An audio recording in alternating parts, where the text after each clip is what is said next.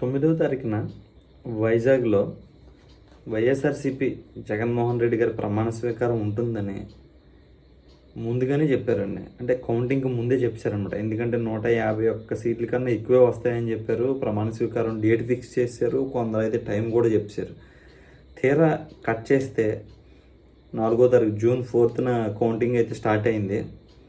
ఇంకా వికెట్లు ఎలా డౌన్ అయిపోయినాయి అంటే ఇంకా అన్ని డక్అవుట్లే అనమాట. ఇంక ఏది కనీసం గ్రీజులో ఒక 1 అవర్ కూడా ఆడినట్టు లేదనమాట. అంత అన్ని డక్అవుట్లే.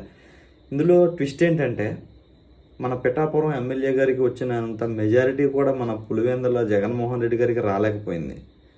అది ఇందులో చాలా పెద్ద విశేషం అనమాట. ఎందుకంటే అప్పటి వరకు వైనాట్ 175 అన్న వాళ్ళ లీడర్కి కూడా మెజారిటీ రాలేదు. అంటే మన పవన్ కళ్యాణ్ గారికి ఎక్కువ మెజారిటీ వచ్చింది, జగన్ గారికి తక్కువైంది.